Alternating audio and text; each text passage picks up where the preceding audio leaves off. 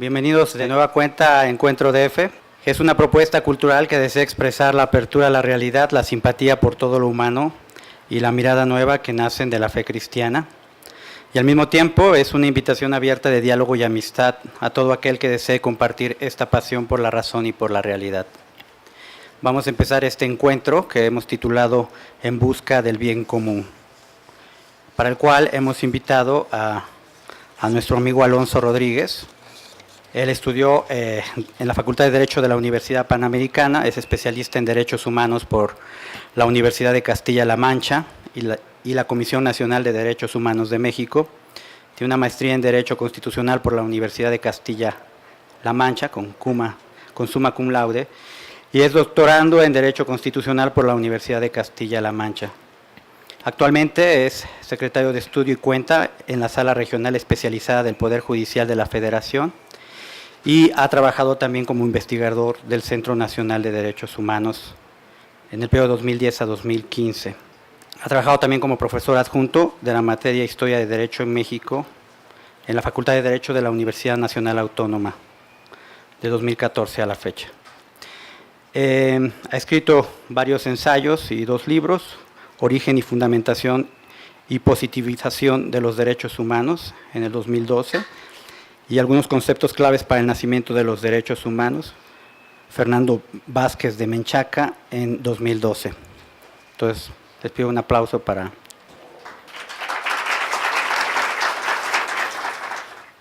Entre 1337 y 1339, Ambrogio Lorenzetti realizó unos frescos en el Palacio Público de Siena, en la Toscana italiana, denominados del Buen Gobierno. Lorenzetti era el pintor principal de Siena cuando plasmó esta obra. Cada época anhela un mundo más bello, escribió el gran historiador holandés Huizinga. En la Sala de los 9 del Palacio Público de Siena, el mundo medieval ha pintado su ideal de vida en común. Juzgar una época es juzgar a su ideal, tal vez 1000 veces traicionado, y sin embargo un hombre, un pueblo, no es lo que logra realizar. En ello entran en juego factores no determinables por la voluntad, sino que es lo que desea, lo que constituye el motivo de su pensamiento y de su acción. La fe cristiana compartida ponía a los habitantes de Siena del 1300 en una tensión por realizar una concordia en la cual encontrar causa el cumplimiento histórico de todos. En los frescos de Lorenzetti, como veremos, se muestra el dramático contraste entre la búsqueda del propio bien, fuente de toda violencia, y la tensión hacia el bien común, que mientras realiza una coexistencia armoniosa, salva yo, conservando las dimensiones propias, no reconducibles a una pequeña posesión desproporcionada al anhelo del corazón. El bien de una sociedad, como veremos, no nace de un automatismo o de un mecanismo social o económico. No puede ser simplemente organizado por programas gubernamentales. Todo inicia de la persona, todo nace de la persona, de su cultura y de la atención ideal que realmente vive. Paso el micrófono a Alonso. Bueno, pues muy buenas tardes. Gracias.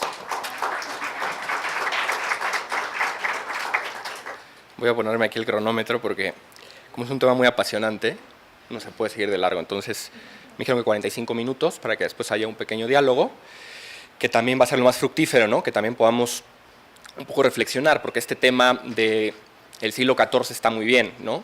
Pero también está muy bien tratar de actualizar estos grandes temas de los frescos de Lorenzetti, precisamente para la situación mexicana, ¿no? Porque pues, es una de las verdades fundamentales, que el otro justamente es un bien para mí, ¿no? Y que el principio fundamental de cualquier sociedad que quiera ser armónica y que quiera concordia y paz, precisamente es reconocer en el otro un bien. Pero muchas veces ese reconocimiento es difícil. A pesar de que tendrá que ser evidente, ¿no? Pues ciertas antropologías, ciertas ideas que se han gestado y que en gran medida hoy priman en las sociedades liberales, pues muchas veces nos ponen la cortapisa para aceptar al otro como un bien, ¿no? Su humanidad, su existencia, su posibilidad, su universo interno, ¿no? Eso, simple y llanamente, aunque sea potencialmente, aunque él quizá en su vida personal no sea una buena persona, sea una persona viciosa, el simple hecho de la potencialidad de su humanidad y de su libertad tendrá que ser visto como un bien, ¿no? Entonces es bastante interesante justamente el moto de este encuentro: tú eres para mí un bien, ¿Y qué significa esto en el terreno político? Justamente es el tema del bien común, ¿no? Entonces, vamos a analizar brevemente, porque son 45 minutos, algunas de las ideas principales que se encuentran en estos frescos de Lorenzetti. Me apoyo, y aquí lo pongo, en una exposición maravillosa de una historiadora del arte que se llama Mariela Carlotti, que es ella la que en gran medida hace este análisis estético-político. Y digo estético-político porque el propio fresco tiene este contenido político, no es que esta señora se lo invente, sino que más bien las frases que en ella se contienen, los propios versos que quiso Lorenzetti que se escribieran en los frescos, pues tienen un contenido político para explicar justamente estos frescos parlantes, se llaman, ¿no? Porque tienen elementos no solo pictóricos, sino también elementos escritos que explican en gran medida qué era ese bien común, qué era esa concordia, qué era esa paz para la Edad Media, o el final de la Edad Media, ¿no? Ya se habla en cierta medida del Trecento y del Quattrocento como el inicio incluso del Renacimiento. Sin embargo, todavía hay ciertos elementos comunales, ciertos elementos republicanos, bastante medievales, si bien ya se empieza evidentemente a anunciar la época del Renacimiento, que estará en plenitud en el siglo XIV, XV, ¿no? Mediados del siglo XIV, XV, XVI, sabemos, ¿no? Bueno, entonces vamos a comenzar con justamente una pequeña explicación sobre la puerta de acceso a Siena, ¿no? Siena es una ciudad del noroeste de Italia, extremadamente bella, ¿no? De la Toscana, una zona extraordinariamente rica en todo, en cultura, en tradiciones, en comida, ¿no? En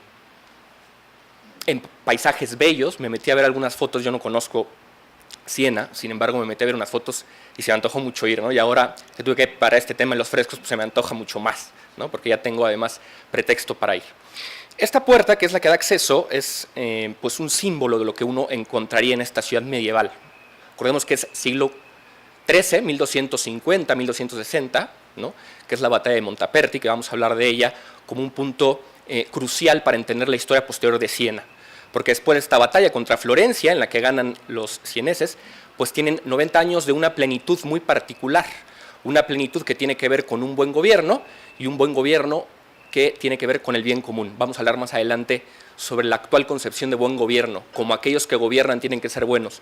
Sin embargo, vamos a poner como contraposición este buen gobierno entendido como bien común, como el funcionamiento total de una sociedad, como una dinámica que parte de la libertad de los hombres y de su deseo más profundo, que es el de paz, el de seguridad, el de concordia, el de justicia, que son ideales que han existido antes de los griegos incluso, que los griegos clásicos evidentemente formularon quizá de la manera más plena Aristóteles, y que después los medievales continuaron, y hasta el día de hoy son temas vigentes, porque hablan del ser humano y de su deseo más profundo. Esta puerta dice, no solamente te damos la entrada a los visitantes, o no solo te abrimos esta puerta de entrada a Siena, sino también te abrimos nuestro corazón, que es una cosa bastante bella, ¿no? Dice, más que abrir la puerta, en sentido estricto, Siena te abre su corazón. Entonces es bien interesante, ¿no? Tú no vienes aquí única y exclusivamente a estar con un trato externo y epidérmico con las personas. Vienes auténticamente a interrelacionarte, incluso a enamorarte de Siena, ¿no? Y de sus habitantes, porque Siena no es algo abstracto.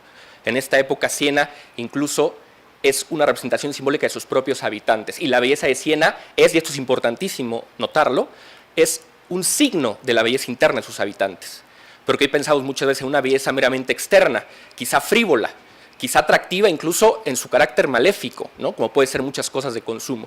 Sin embargo, la belleza de Siena es un trasunto de la belleza de sus habitantes, de la justicia de sus jueces, del bien común que buscan sus gobernantes, ¿no? Del esfuerzo comunitario de todos hacer algo de la vocación a la que están llamados como ciudadanos, ¿no? De la República. Bien.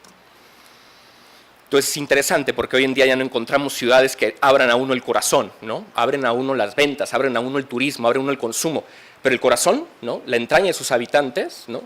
La belleza que es trasunto de sus ciudadanos, eso ya es más complicado, ¿no?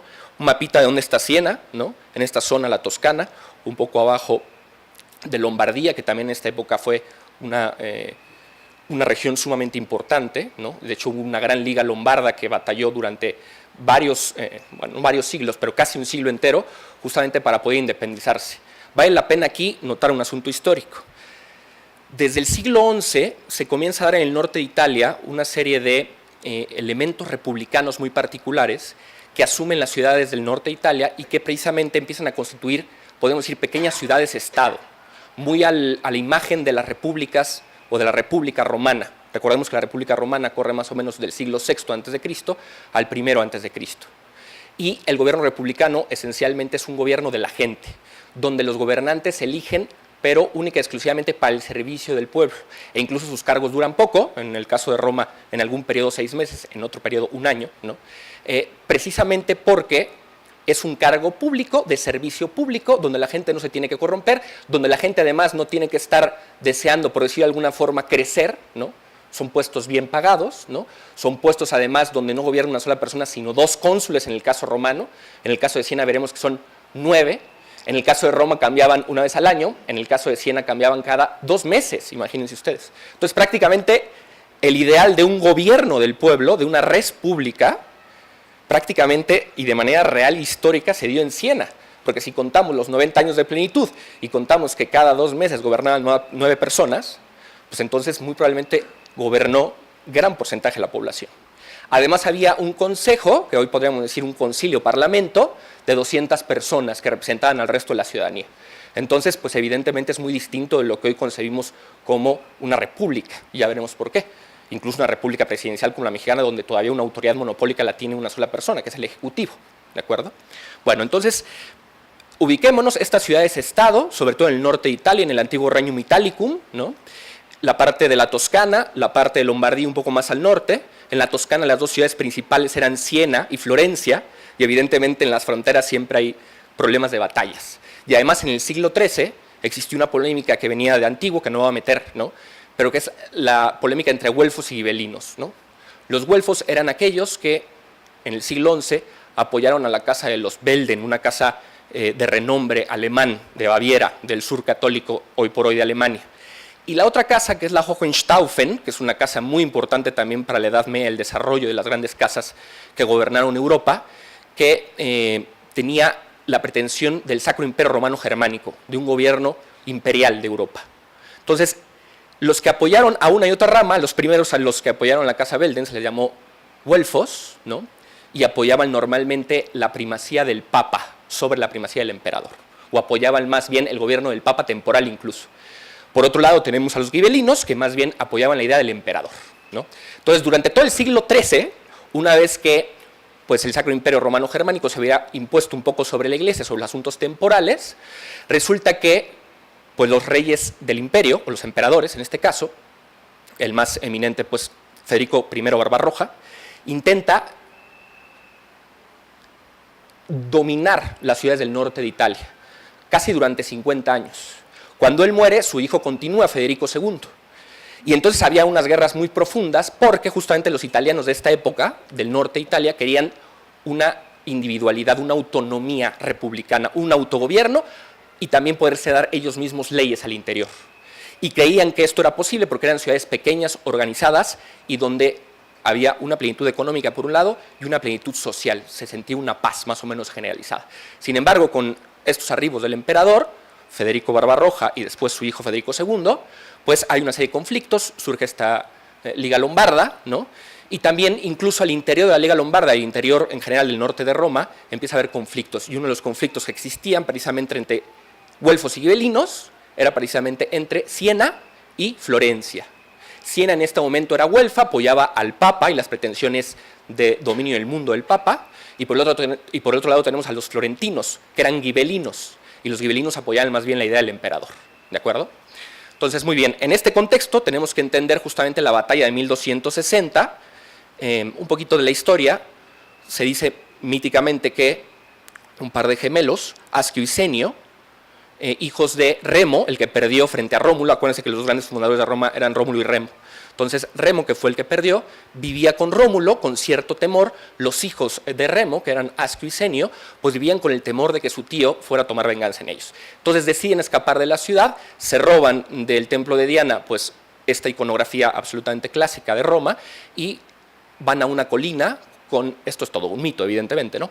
Pero van a la colina y ahí prenden unos sacrificios para los dioses y resulta que hay una columna de humo negro, una columna de humo blanco, y entonces eso para ellos representa una señal de que tienen que fundar ahí la ciudad de Siena, ¿de acuerdo? Entonces fundan ahí la ciudad de Siena, ¿no? Y por eso también este símbolo de la fundación de Roma, ¿no? ¿Por qué se hizo famoso Siena? Por una famosa vía que crearon los lombardos en las invasiones bárbaras un poco antes de esta época, que es justamente la vía Francígena, que es una vía que se llama Francígena porque corre desde Roma, corre por toda Francia y llega hasta Canterbury, en Londres, en Inglaterra, perdón, en el Reino Unido, en la parte sur.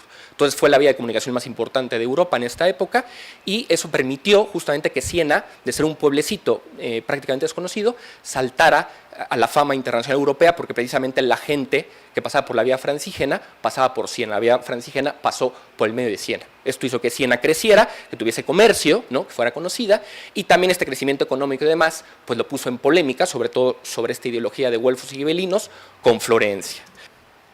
Esta es un poco la vía Francígena, ¿no? Que conectó pues toda Europa con Roma. Bien, Florencia, sabemos, está un poco más al norte, al noroeste, ¿no? Y era de gibelinos, acuérdense ustedes, los que apoyaban más bien las pretensiones imperiales.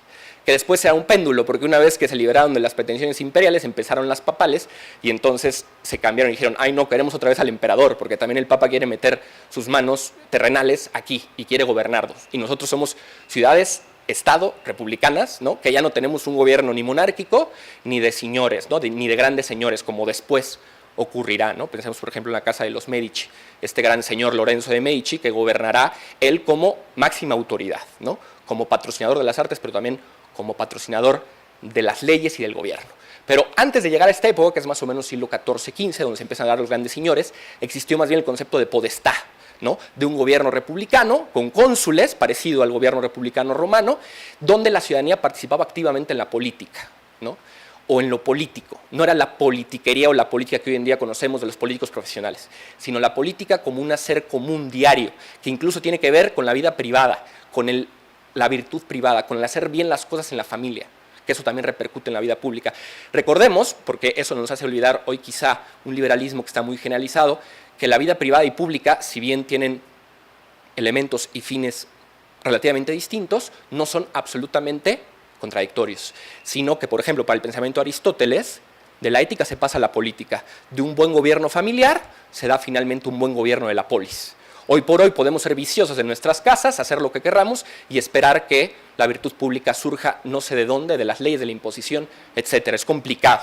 Entonces, ciudadanos que en la vida privada son viciosos, pero que se espera una virtud pública por parte de las leyes y de los políticos. O sea, no va por ahí, pues, ¿no? En esta época no había una continuidad, había una armonía entre uno y otro. ¿Bien?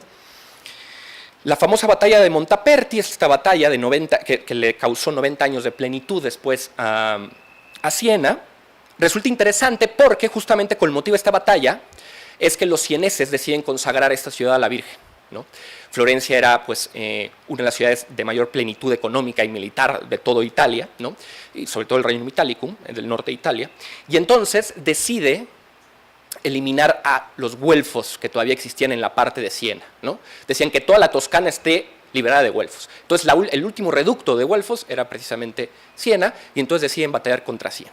Siena no tenía ni por mucho los recursos económicos, ni culturales quizá, ni armamentísticos que tenía Florencia. Sin embargo, cuando ven a la entrada de las puertas al ejército de Florencia, hacen una consulta al interior de Florencia, deciden, después de cavilar mucho, que se iban a enfrentar a los florentinos, lo anuncian públicamente en las plazas y le dicen, señores de Siena, hemos decidido, después de haberlo rezado y pensado mucho, que sí íbamos a enfrentar a los florentinos el día de mañana.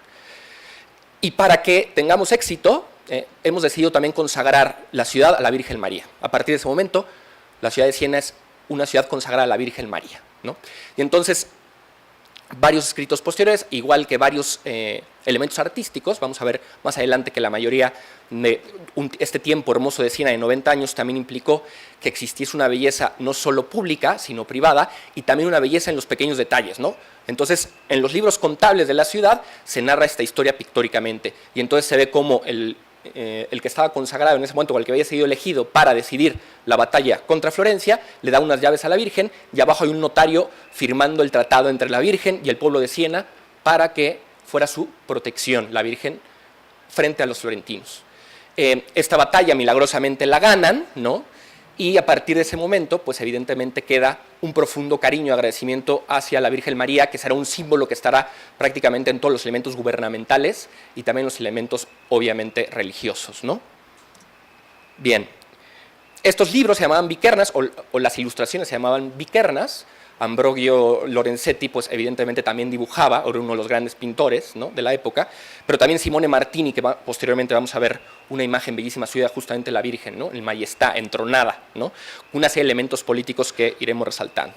Entonces, imagínense ustedes que la belleza era tan absoluta en la ciudad que no solamente las construcciones, no solamente la arquitectura, la proporción de vida, ¿no?, de los colores, de las arquitecturas, de los tamaños, sino incluso los libros pues, más recónditos y más olvidados, como pueden ser los libros contables de una ciudad, también tienen elementos artísticos de los grandes pintores, porque Lorenzetti y Simone Martini eran los pintores, incluso europeos, tenían fama europea, no solo en Siena, ¿no? Entonces imagínense ustedes la preocupación que había por la belleza. Pero recordemos, no es una belleza frívola, ¿no? Es una belleza que es un trasunto, un signo de algo más profundo, que es la belleza en las almas de los ciudadanos, ¿no?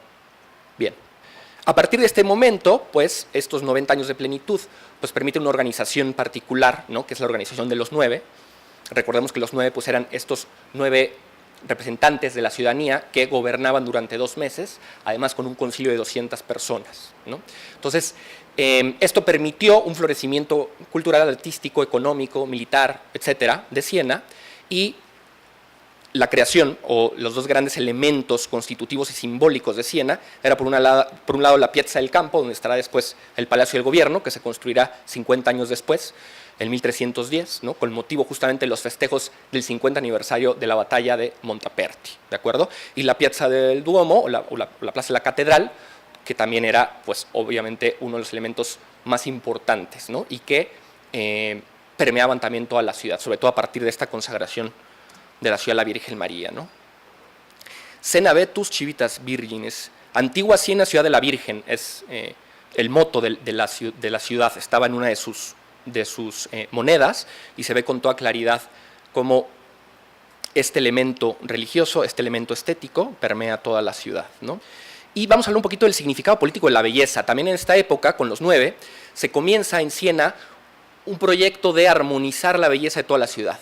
Incluso había un tipo de policías, cuenta la señora que hace el comentario estético de estos frescos, que esta policía se dedicaba justamente a estar observando que las fachadas de las casas, que las puertas y demás, fueran armónicas con el resto de la ciudad, que no hubiese espacios que estuvieran feos, que estuvieran podridos, ¿no? Incluso el gobierno cooperaba si un ciudadano en particular no podía remozar su fachada, para remozar la fachada y que estuviese bien. No solo decía bueno, evidentemente sus policías actuaban conforme a una ley que se creó, una de las primeras leyes sobre belleza de una ciudad. Y en esa ley justamente se justificaba el tema de la belleza de la ciudad diciendo, no solo queremos que los sieneses disfruten de su ciudad a través de la belleza, que hace atractiva tanto la verdad como el bien, que vamos a ver más adelante de eso, sino también que regocije los corazones de los visitantes. Es decir, no solo pensamos en términos de nuestra república muy bella para nosotros, sino para cualquiera que visite Siena, hay este elemento de belleza, ¿no? Y entonces la belleza tiene que ver justamente con el tema político en este paso, ¿no? La verdad tiene cierto atractivo, ¿sí? Y este atractivo hace que finalmente la veamos como un bien, ¿no? Santo Tomás de Aquino hablaba de los 3 trascendentales del ser. Bueno, más trascendentales del ser, pero 3 muy importantes que se relacionan con el alma humana, ¿no? Por un lado, la verdad, que es justamente la correspondencia entre lo externo con lo interno, ¿no?, entre lo que es y lo que yo estoy conociendo, ¿no? Por otro lado tenemos el bien, que es justamente una vez que se hace inteligible esa verdad para mí, yo la asumo como un bien y la realizo en mi propia vida, perdón. Pero ¿dónde quedará la belleza? ¿No? Y muchos estudios del pensamiento Tomás de Aquino dicen, mira, quizá la belleza, hay 2 grandes corrientes, ¿no? Una de Jacques Maritain, que es un famoso tomista del siglo XX, que dice, la belleza es la conjunción de todos los trascendentales, ¿no? Del uno, del algo, de la belleza, del bien y del bien y de la verdad. Esa conjunción es bella y atrae, dice Jacques Maritain. A mí me gusta más otra, que es de Jan Arentzen, que es un filósofo tomista alemán, que dice que la belleza es lo que permite el paso de la verdad al bien, lo que hace suficientemente atractivo la verdad para que la asuma en mi vida, porque nosotros podemos ver una verdad claramente y decir, yo sé que es una verdad, pero no lo voy a hacer, tengo que levantarme temprano y ser más disciplinado, lo sé, pero no lo hago, ¿no? Tengo que ir al gimnasio, tengo que correr, lo sé que lo tengo que hacer. Es teóricamente un bien, pero que esa teoría se asuma en la práctica es producto de la belleza, dice Arendt, y yo correspondo con él. Cuando una verdad es atractiva, ¿no? Como Jesucristo mismo, el atractivo de Jesucristo, dice Luigi Luciani, ¿no? Entonces, ¿por qué una verdad que es Jesucristo es atractiva? Porque es bella, ¿no? Y porque me llega entonces a desearla y asumirla como un bien, que es una cosa bien interesante. Entonces, esta belleza no es una cosa meramente externa, epidérmica, sino es algo que nos lleva a un comportamiento político. Las grandes leyes, las grandes promesas, ¿no? Que da la ciudad, los grandes bienes comunes que tenemos, ¿no? Los grandes ideales, que no son ideales abstractos como hoy en día, sino ideales que se pueden realizar con esfuerzo, la ciudad los puede asumir, los ciudadanos en particular los pueden asumir con gusto por la belleza de la ciudad. La belleza juega este aspecto apetitivo, ¿no? Atractivo, ¿no? Que hace asumir ese compromiso. En 1310 se da el 50 aniversario y hay como dos grandes obras ya para entrar en tema. Por un lado, la Constitución, que se traduce del latín culto al latín vulgar, ¿no? a la lengua vernácula del momento, para que la gente la pudiera entender, que esto es bien interesante, no el derecho como algo abstracto de abogados que nadie entiende, como hoy en día que si alguien quiere cobrar una pensión, pues puede estar prácticamente un año viendo 500 leyes que se dedican a las pensiones y no puede entender nada, y eso es una cosa muy trágica. Y la Constitución mexicana también pues, es sumamente abstracta, muy pericial, con leyes secundarias, muy difícil de entender.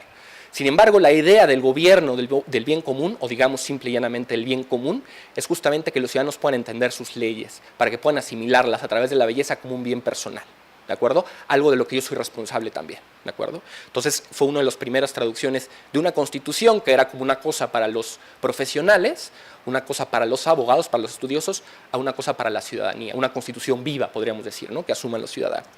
Y el otro gran proyecto que se realizó fue precisamente la creación del Palacio de Gobierno. Este Palacio de Gobierno, pues evidentemente está consagrado a María, de hecho se llama la Casa de María, ¿no? Y en este Palacio de Gobierno lo que iba a ocurrir era que sesionaban los 9, ¿no? Los 9 iban a sesionar para resolver los grandes temas que aquejaban a la sociedad sienesa a ese momento, ¿de acuerdo? Recordemos además que de los 9 estaba el Concilio de los 200, que esto es bien interesante, porque estaba representado también el pueblo en esos 200. Bien. Vamos a ir un poco rápido. De las obras que se hicieron fue esta plaza, ¿no?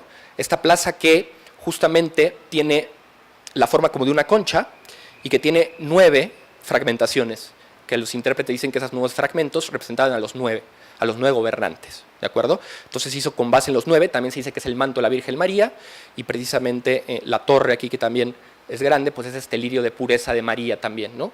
Un elemento de la pureza de María. Bien. Vamos a entrar directo, nos tenemos que parar un poquito, ya directo al Palacio de Gobierno.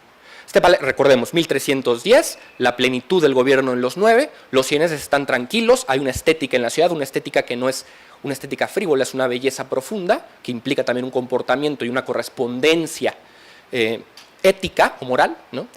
Y entramos entonces a la construcción del Palacio de Gobierno. Este Palacio de Gobierno se construye de 1310, pasan muchos años hasta que termina de construir, sin embargo, se comienza a construir en esta época. Rápidamente, son como 3 ambientes. En primer lugar, del lado izquierdo, ustedes ven, aquí había una pequeña capilla donde los 9 iban a misa. Antes de entrar a debatir los grandes problemas de Siena, los 9 acudían a misa. Después había un segundo ambiente que le llaman la sala del mapamundo, o sala del mapamundi, por un mapamundi que ya no existe, que había hecho el propio Ambrogio Lorenzetti, ¿no? Al fondo tenemos la Majestad, que vamos a comentar, que es una entronización de la Virgen María, junto con los santos, junto con los patronos de Siena, y junto con 2 ángeles y 2 grandes discursos políticos que vale la pena mencionar, ¿no? También vale la pena aquí mencionar un asunto. Hay escenas de guerra en la parte de arriba, ¿no?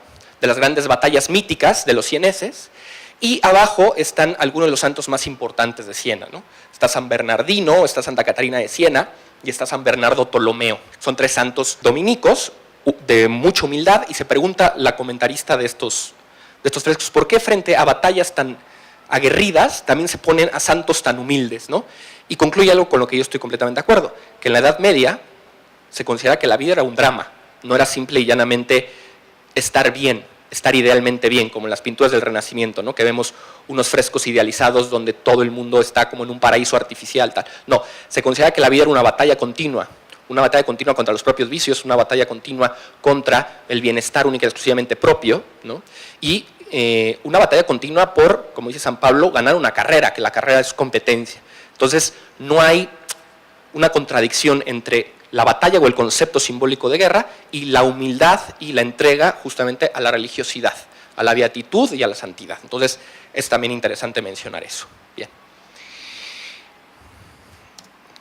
La Majestad. Bueno, la Majestad, como explicaba, es de Simone Martini, que era otro de los grandes pintores junto con Ambrogio Lorenzetti, y es Majestad porque está entronizada. Hay un coro atrás de santos, padres de la iglesia, santos, por ahí vemos a San Juan Bautista, de hippie, ¿no? Ahí lo vemos despeluchadillo, ¿no? Tal.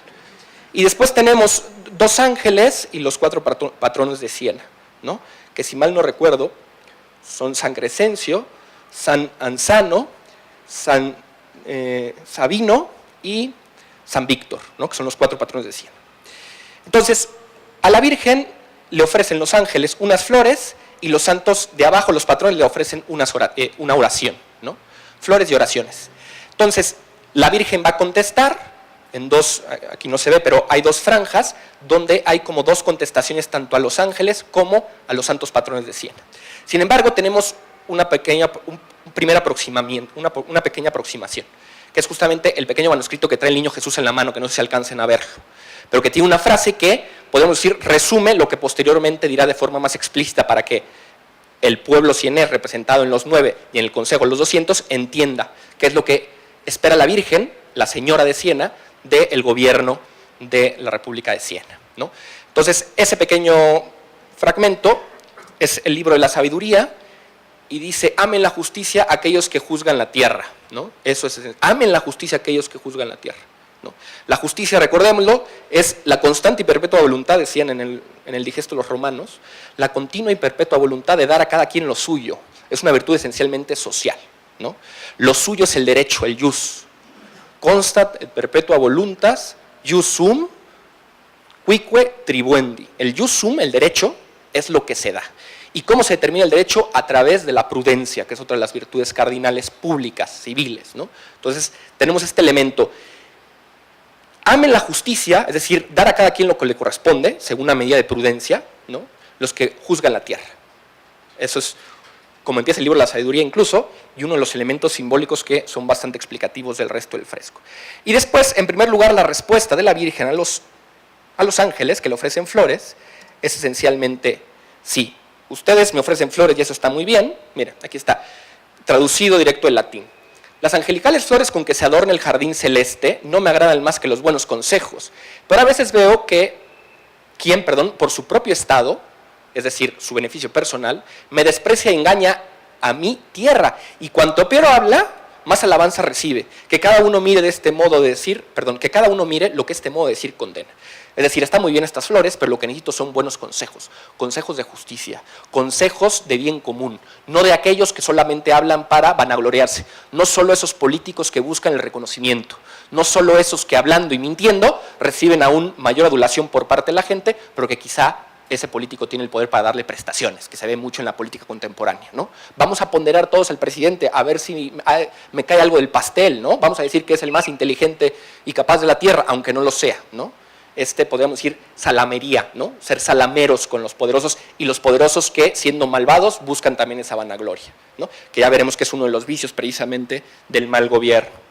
Bien, y la otra respuesta que se da, que es precisamente a los santos patrones, dicen, queridos míos, tengan presente en sus mentes que a los devotos que a ustedes rezan con honestidad, es decir, a los santos patronos, ¿no? Pero si los poderosos a los débiles molestan, imagínense, los poderosos a los débiles, es decir, la parte más débil, los niños, los ancianos, los indígenas, en el caso mexicano, los pobres, la gente en situación de calle, ¿no? Preocuparse por los más pobres, preocuparse por la gente con discapacidad, por la gente que está más desventajada socialmente. Esa es la preocupación inicial de una buena república. Es bastante interesante pensarlo así, ¿no? Sobre todo en una ciudad o en un país como México, donde hay 50 millones de pobres, ¿no? Por ejemplo, donde hay mucha gente con discapacidad que no está atendida, donde muchos derechos humanos de pueblos indígenas se violan, ¿de acuerdo? Entonces, es interesante que en el siglo XIV se esté diciendo esto tan claramente, ¿no? Los poderosos a los débiles molestan, llenándolos de cargas o vergüenzas o daños, sus oraciones no servirán, recen todo lo que quieran, pero si en su vida no atienden a los más desventajados de su sociedad, no sirve para nada. Es decir, la religiosidad tiene una connotación y tiene una resonancia pública. Si la religión, particularmente católica, no tiene una resonancia pública, entonces es un cascarón, es una flatus vocis, decían los medievales, una palabra hueca, ¿no? Soy cristiano pero no atiendo a los pobres, soy cristiano pero no me interesa sacar de la miseria o de la ignorancia o de bla, bla, bla a los más desventajados. Dice la Virgen, no seamos cínicos, ¿no? No seamos doble cara. Si no hacemos el producto más nato y verdadero de la caridad, que es justamente amar al otro, beneficiarlo, buscar incluso su salvación, ¿no? Y su felicidad en la tierra, ¿no? Pues entonces las oraciones no sirven para mucho, eso hay que tenerlo muy presente, ¿no? Porque en muchas ciudades, y me parece que en México ocurre, que hay mucha gente que, y a veces yo, o sea, no me excluyo, pues no soy el moralista que condena con el dedo sin darse cuenta que se señala con tres, ¿no? Pero lo que sí es cierto es que muchas veces se lleva esta doble vida. Yo puedo ir a misa, yo puedo ser feliz, yo puedo incluso confesarme, comulgar, pero, bueno, lo dice el himno de la caridad, si no tengo amor nada sirve, ¿no? Dice San Pablo, si no tengo amor puedo hablar las lenguas de los ángeles, puedo venderlo todo y darlo todo. Si no tengo amor, y el amor hacia los más pequeños, que además bíblicamente es el amor en el Nuevo Testamento a Jesucristo, ¿no? Lo que no hiciste por ellos, por los más pequeños, por los humildes, no lo hicisteis por mí. ¡Ay, qué fuerte!, ¿no? Entonces la Virgen lo va a advertir con una connotación política, y todo esto va dirigido justamente a los gobernantes del momento, ¿no? Luego entramos directamente a la saga de los 9, ¿no? Y hay que hacer aquí dos grandes aclaraciones, ¿no? Se les llama hoy en día fresco del gobierno, a partir del siglo XV y XVI, estuve más o menos investigando, se les conoce como los frescos del buen gobierno. Sin embargo, en esta época no se hablaba de buen gobierno, sino se hablaba de bien común, ¿no? Dice la autora que comenta estos frescos, y lo retomo de ella, que cuando se considera que la importancia social está volcada en lo que hace los políticos, entonces se habla de buen gobierno. Esperamos que los políticos lo hagan todo, ¿no? Esos políticos que no hacen nada, que hagan tal, ¿no? El buen gobierno, esos políticos que tienen que ser buenos. Sin embargo, cuando lo político implica la vida en convivencia cotidiana, que implica mi trabajo, que implica mi buena educación, que implica mi solidaridad, mi empatía, mi amistad pública y privada, ¿no? Porque decíamos que no se puede hablar de una vida robusta pública, es una vida robusta privada, ¿no? Eso también era un punto esencial. Entonces, ya no hablamos de buen gobierno, hablamos de bien común, o de un gobierno de la gente, de una república, de una república, ¿de acuerdo? Entonces también es interesante notar esto, porque precisamente ese cambio es un cambio ideológico, dado justamente por la Ilustración, donde se considera que más bien el gobernante es el que tiene que patrocinar todo, tiene que hacer todo y es responsable de todo, ¿de acuerdo? Y del aparato burocrático enorme que hay detrás de él. Sin embargo, aquí se considera de otra forma muy distinta, porque más bien es la gente que, cumpliendo sus obligaciones, ¿no? Siendo justo en su trato con los otros, ¿no? Que asumiendo la justicia y la concordia, como vamos a ver más adelante, es capaz de asumir su propio gobierno. Asumo el gobierno de mi vida, pero también el gobierno de mi ciudad. Es algo que me corresponde a mí, ¿de acuerdo? Bien.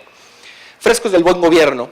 Y el propio Lorenzetti, para que no se entienda de esta forma, explica, ¿no? Son 6 estrofas, ¿no? 61 versos, según recuerdo, ¿no? Y precisamente ahí va explicando. ¿Y por qué se habrá tomado el tiempo Lorenzetti de explicarlo? Porque también otro de los grandes prejuicios que se tienen contra estos frescos es que son la representación de una vida secularizada, ¿no? Algunos autores diciendo, por ejemplo, no hay ninguna representación religiosa en los frescos, no se ven sacerdotes, vamos a ver que en las actividades no se ven sacerdotes. Sin embargo, sí se ve una iglesia como un todo simbólico.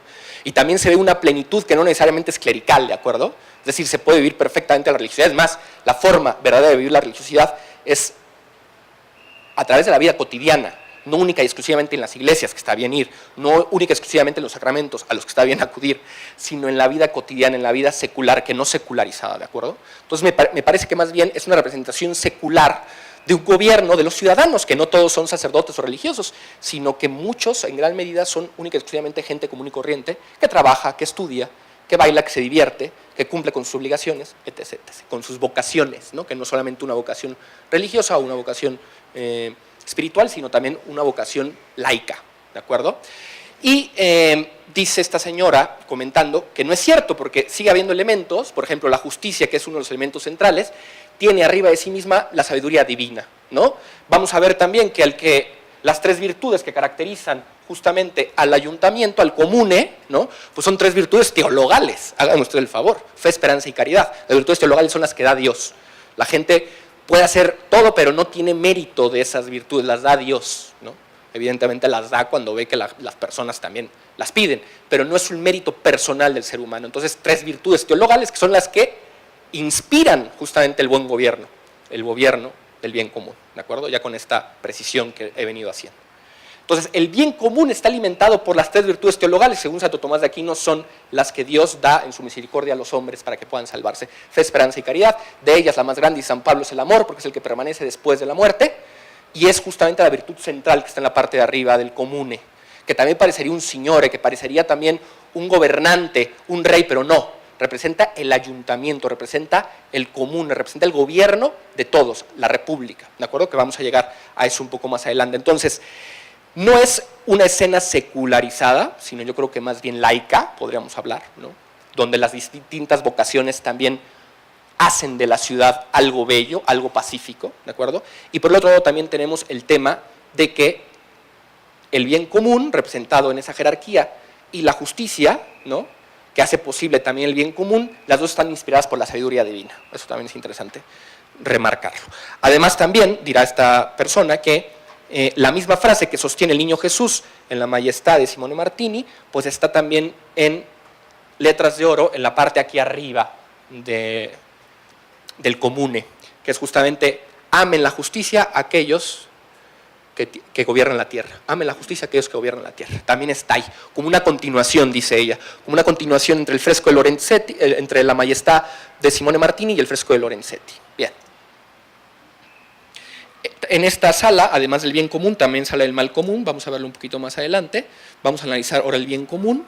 Tenemos en primer lugar la justicia, que yo decía que está viendo más allá de sí misma. La representación contemporánea de la justicia es ciega, pero aquí no, la justicia no puede ser ciega, entre otras cosas porque tiene que atender a los más débiles, tiene que ver las circunstancias de aquellos desventajados, ¿de acuerdo? No puede ser una justicia ciega, o la justicia no única y exclusivamente es una justicia ciega, también tiene que fijarse en ciertos presupuestos y, por tanto, evidentemente, tiene que ver. Pero también esa mirada está por encima de ella y tiende hacia la sabiduría divina, que es un elemento evidentemente religioso, ¿no?, y que quita este prejuicio secular, ¿no? Además, la justicia tiene unas balanzas a los lados. Por un lado tenemos la justicia distributiva, que distribuye según el mérito, a los malos los castiga cortándoles la cabeza, y a los buenos los premia, ¿no? Entonces, según la persona. Y por otro lado tenemos la justicia conmutativa, que más bien señala los intercambios comerciales, que tienen que ver con los comerciantes y los banqueros. En gran medida el gobierno de esta época de los Popolani, que eran justamente los comerciantes que habían tenido mucho dinero, que habían tenido mucho poder y dinero, y terminan desplazando un poco a la aristocracia que antes existía en Siena, ¿de acuerdo? Entonces, el gobierno en esta época es un gobierno de comerciantes y de banqueros, ¿no? Por eso también están representados ahí comerciantes y banqueros, y también porque la justicia distributiva es dar a todos lo mismo. Si te di 10, me regresas 10. En cambio, la distributiva tiene que ver con el mérito. Si tengo 6 cosas y hay 2 personas, pero uno se lo merece mucho más, quizá a esa persona le doy 5 y a la otra 1, ¿no? Entonces, estos 2 grados de la justicia. Esos 2 grados de la justicia después se atan en la concordia, que es la siguiente parte, ¿no? La concordia ata los 2 tipos de justicia. Tiene aquí una lima para lijar las asperezas de la ciudadanía, porque, bueno, no todo es perfecto, se tienen que ligar asperezas, se tienen que limar asperezas, ¿de acuerdo? Cada quien tiene que ceder un poco. A veces voy a sentirme ofendido por ciertas cosas, tengo que soportarlo porque sé que hay un bien superior a mi ofensa personal, que es justamente el bien común. La concordia busca eso, atar los corazones, ligar las justicias y poder precisamente tener paz, que es la finalidad última que vamos a ver. Lo interesante de esto es que una vez que la justicia tiene estos 2 elementos, la sabiduría divina, la justicia distributiva y conmutativa, se hilan en la concordia ata los corazones, ata las justicias, lo pasa a los ciudadanos, que son 22 nobles que representan a toda la ciudadanía. Esos 22 nobles podríamos decir que son el símbolo de la ciudadanía que a través de la concordia está atada a la justicia. En su libertad y en concordia, cediendo a veces ciertos elementos que me pueden molestar, con vista a un bien superior que es la paz, me ato también a la justicia, a una justicia que tiene por finalidad o por inspiración o causa formal a la sabiduría divina. Y lo más interesante después es que esta concordia llega precisamente al comune, ¿no? Se había discutido si este era un signore, pero después de ciertos elementos simbólicos que se ve, ¿no?, como ciudad de Siena, ciudad de la Virgen, que se ve este elemento de la ciudad. En el escudo además también trae un elemento mariano, que también desmitificaría este elemento laicista de los frescos, ¿no? Llega entonces esa concordia a fundar el bien común. El bien común es el ayuntamiento. Decían, ¿es el bien común o el comune? Es curioso que en italiano comune tenga la raíz de común, de bien común también, ¿no? Entonces, ¿cuál es el bien común? Precisamente el ayuntamiento, porque para estas personas, y es una de las cosas que más interesa también resaltar, los elementos abstractos no existían, sino que los elementos abstractos tenían que tener una concreción histórica. ¿Cuál es la concreción de la libertad que asume la concordia para buscar la paz? Precisamente el ayuntamiento histórico, los 9 que gobiernan, y los 200 consejeros que también justamente dan su consejo a los 9. ¿Cuáles son las 3 virtudes principales? Ya lo dije, fe, esperanza y caridad, que son como las virtudes que inspiran, pero también tiene ciertas virtudes operativas, ¿no? Estas virtudes operativas las digo rápido porque ya me queda poco tiempo. Estas virtudes operativas son las 4 virtudes cardinales, que son las virtudes por excelencia públicas, ¿no? Que es prudencia, justicia, fortaleza y templanza, ¿no? Que hoy en día, por ejemplo, fortaleza y templanza no la entenderíamos, pero la templanza es justamente ser sobrio en mi consumo en general, ser sobrio en mis tendencias afectivas, en mis tendencias apetitivas, en mis tendencias sexuales, en mis tendencias consumistas. Es decir, una sobriedad para que también el resto pueda tener más. No consumo más de lo que necesito porque sé que ese bien es un bien común que otros también tienen que utilizar. Es una cosa que ya, por ejemplo, no se entiende mucho, ¿no? Y la fortaleza de ánimo, que es la fuerza moral para salir adelante de ciertas desventajas, de ciertos males, de ciertas tristezas. ¿De acuerdo? Entonces, tenemos estas 4 virtudes cardinales y además, dice genialmente Lorenzetti, agrega una más, que es la magnanimidad, que es la fuerza de ánimo. Incluso Tomás de Aquino pondría la humildad, ¿no? Junto con estas virtudes cardinales. La humildad y la magnanimidad también están presentes en la obra de Tomás de Aquino. Finalmente, esto inspirado en el bien común, con estas virtudes cardinales, con este asunto de la magnanimidad, traen como resultado la paz. La paz es esta mujer de blanco que está en el centro, que dice la comentadora que es justamente la hija entre el bien común y la justicia, es la paz, pisando unas herramientas de guerra y tranquila, ¿no? Iluminando la ciudad. Muchas veces se ha preguntado de dónde viene la luminosidad de estos frescos y algunos autores dicen que la luminosidad, según las sombras, proviene justamente de la justicia. Otros dicen que de los que bailan, vamos a ver que es una metáfora de los 9. Bien, también hay que decir que en las ciudades libres los maleantes que están aquí de este lado, pues están atados, ¿no? Quienes no pueden ver el bien común, pues tienen que estar atados, porque si no, resulta una afectación generalizada. Esto es importante, destaco esto. Para Tomás de Aquino no hay un solo acto que no tenga que tener como principio de concepción moral el bien común, ¿de acuerdo? Los actos incluso privados tienen una resonancia en la comunidad. Los actos públicos obviamente afectan a toda la comunidad. Si lastimo la mano, lastimo a la persona, dice Tomás de Aquino. Si lastimo una parte de la sociedad, incluso si me lastimo a mí mismo, lastimo al cuerpo que representa, justamente la representación orgánica de la Edad Media para la ciudadanía era un cuerpo, ¿no? Entonces, si lastimo la mano, es una cita textual de Tomás de Aquino, lastimo al hombre. Entonces también esta concepción de que todas mis acciones tienen que ser pensadas con base en el beneficio de los otros, o de cómo afectarían a los otros, ¿de acuerdo? Eso también es bastante interesante mencionarlo. Y finalmente dice, con triunfo este Estado, se dan los censos, tributos, señorías sobre las tierras y de él sigue todo efecto civil útil, necesario y de deleite. Es decir, cuando hay paz, concordia, tranquilidad, ¿no? Cuando los ciudadanos pueden bellamente pasearse por la ciudad, tienen almas bellas y conviven bellamente, ¿no? Pues evidentemente no tienen problema de pagar impuestos, no tienen problema de trabajar, no tienen problema de hacer estos pequeños sacrificios que tienen que hacer en todas las comunidades. ¿De acuerdo? Un sacrificio de mi bien personal a través de la templanza, la fortaleza, la justicia y la prudencia para un bien superior a mi bien propio, que es justamente el bien común. Los efectos sobre la ciudad son varios, me voy rápido, porque quisiera ver, aunque sea brevísimamente en 5 minutos, los efectos del mal gobierno, que quizás se los podamos comentar ya en la mesa. Los efectos sobre la ciudad es que hay trabajo, hay construcción, hay luminosidad, se ven las construcciones que están bellas, ¿no? Por un lado, se ve también, vamos a verlo aquí, el crecimiento, se ven unos trabajadores, también se menciona que una es mujer, interesantemente se le ve el pelo largo, entonces una mujer que también labora, ¿no? En pleno siglo XIII, una labor propiamente de hombres, de albañiles, pues le está realizando una mujer también, porque en el bien común todos hacen de todo, evidentemente con sus capacidades y con sus vocaciones, pero también hay una participación de todos, en todo en la medida de las posibilidades, ¿de acuerdo? Entonces un crecimiento que se nota en la ciudad donde hay paz. El trabajo, vemos todo tipo de trabajos, aquí en el centro hay una universidad, ¿no? Una universidad donde, según algunos autores, Quentin Skinner, que es un historiador que ha investigado estos temas, precisamente estos frescos, dice que es un profesor de Derecho Civil, ¿no? También vemos ahí acarreando a los animales, vemos la ganadería, también vemos al fondo un notario, ¿no? Que es este. Es decir, hay crecimiento, la gente trabaja, ¿no? También hay posibilidad de el enamoramiento, ¿no? El trabajo ahí señalan, ¿no? Los diversos trabajos que se están haciendo. También hay pues comida, los que generan la comida, la comida toscana que dicen que es muy rica, ¿no?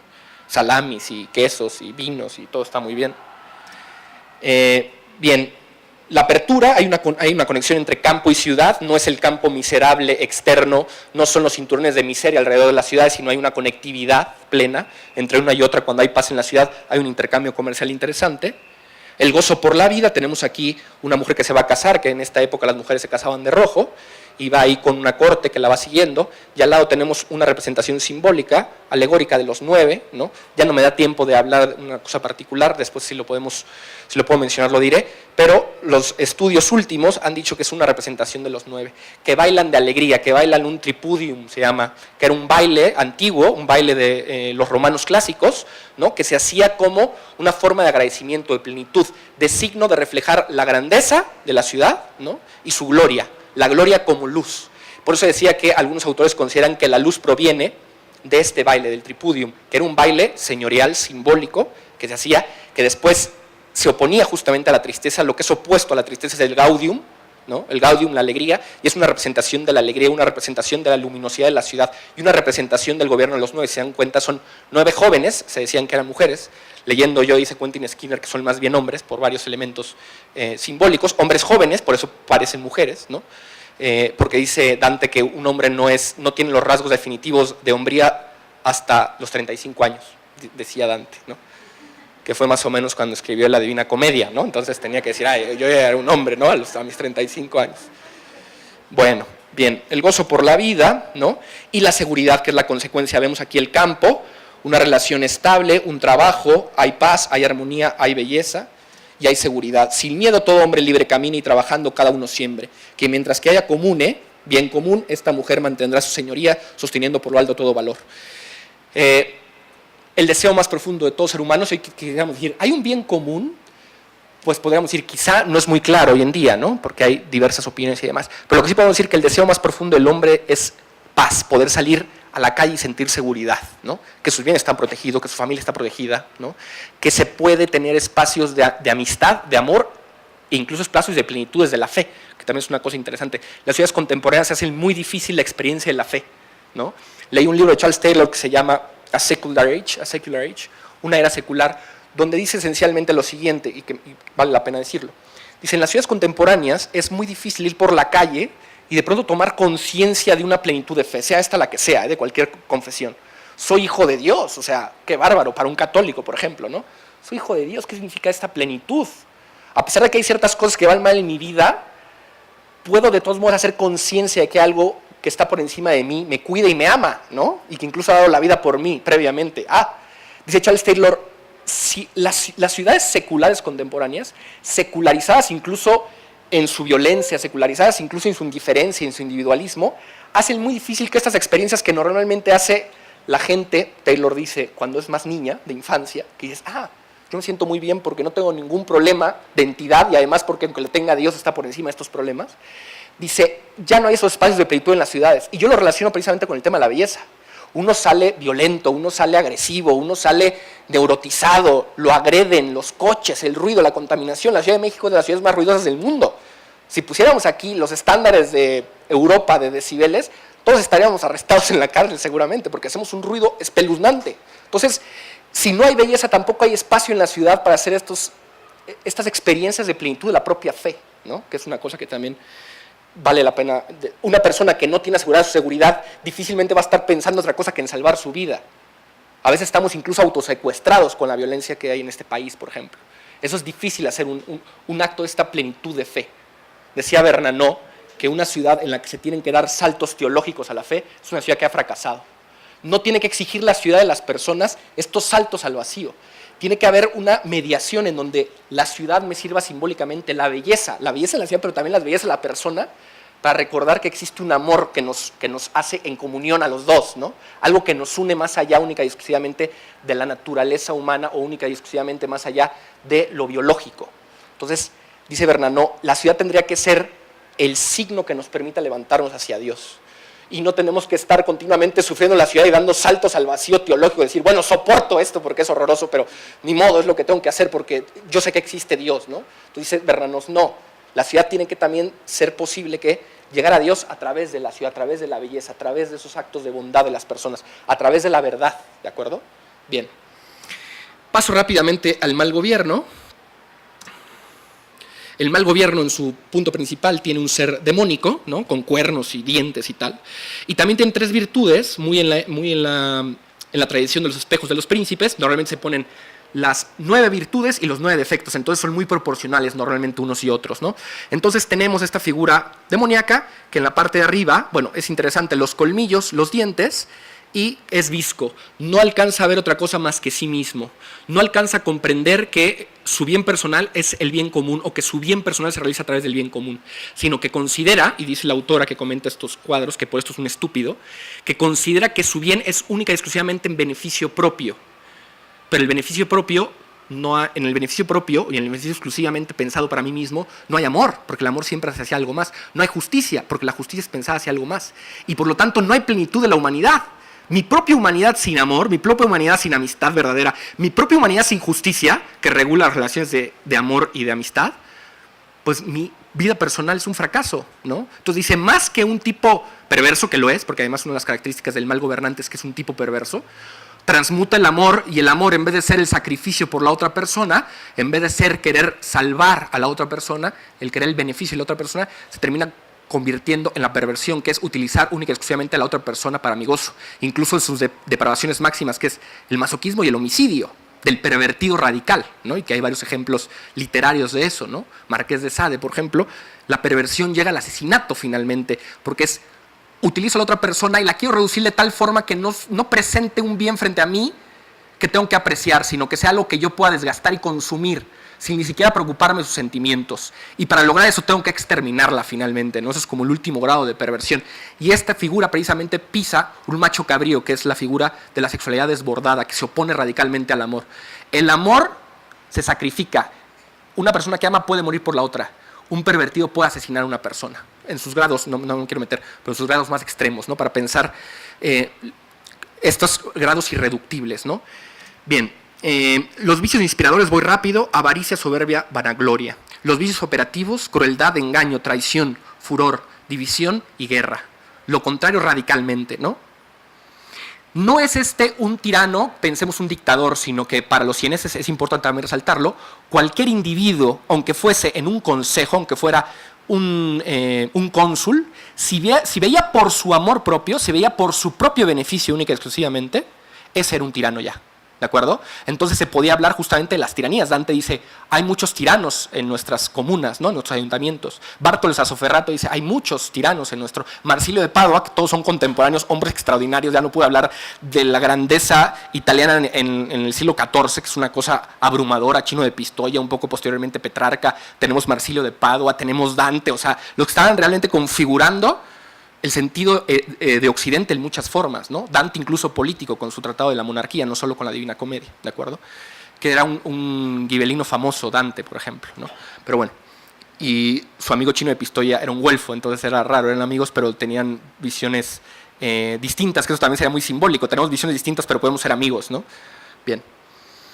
Vicios, crueldad, engaño, traición, furor, división y guerra. Yo cuando veo esto pienso en los grandes funcionarios y todos buscan su vanagloria, todos buscan seguir ascendiendo, la mayoría de ellos, evidentemente salvo honrosísimas excepciones, ¿de acuerdo?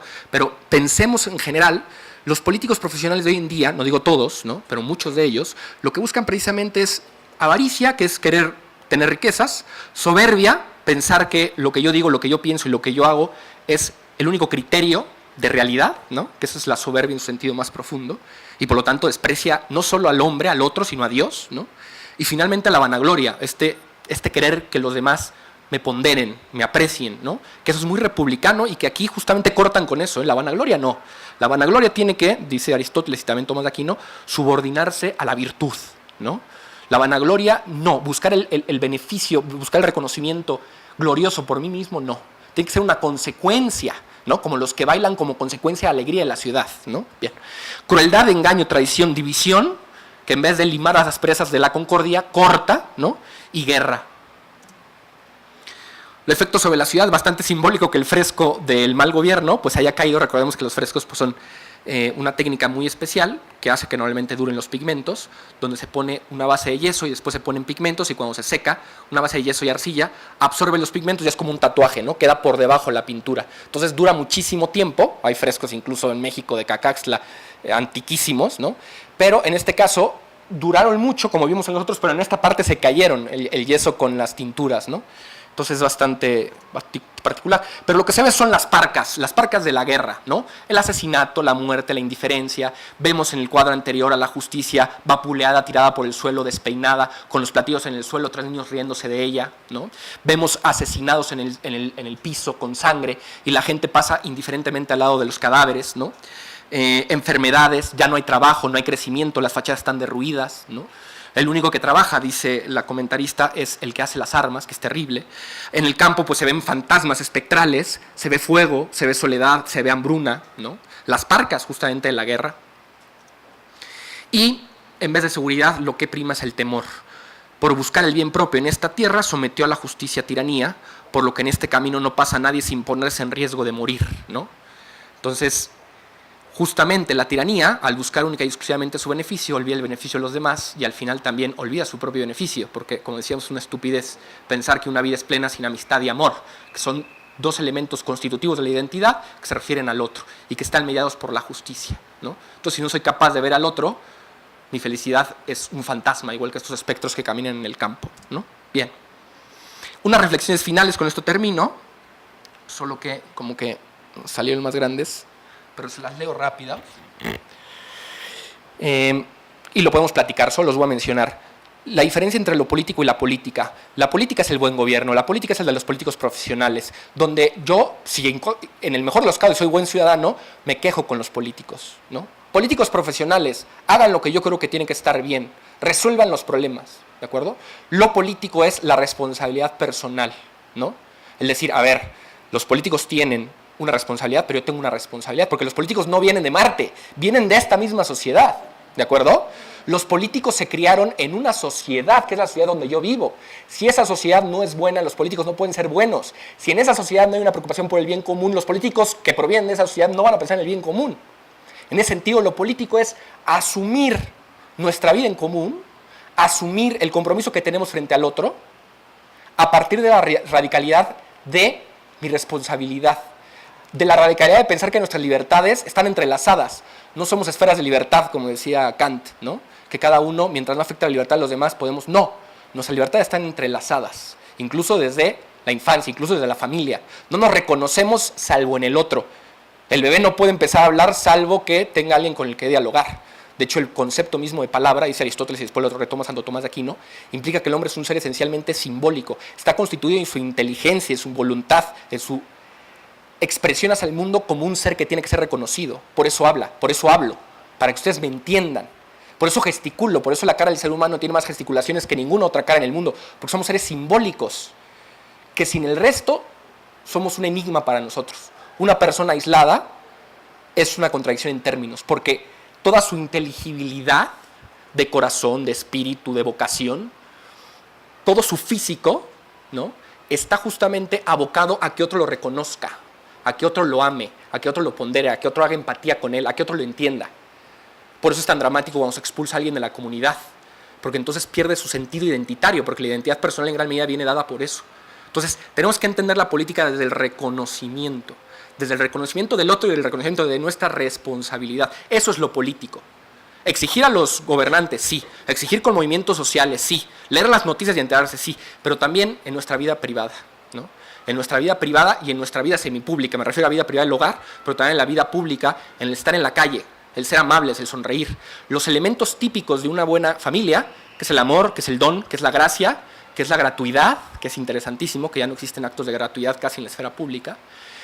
La empatía, la solidaridad, todos esos elementos que hablan de una familia fuerte, de una familia honorable, tendrían que permear también la vida política, porque de lo contrario no podemos pensar que de familias viciosas van a provenir políticos honestos. No, por el contrario, una sociedad que se entiende a sí misma con una responsabilidad de asumir su vida en común es la única posibilidad que tiene de tener un gobierno precisamente justo, un gobierno del bien común.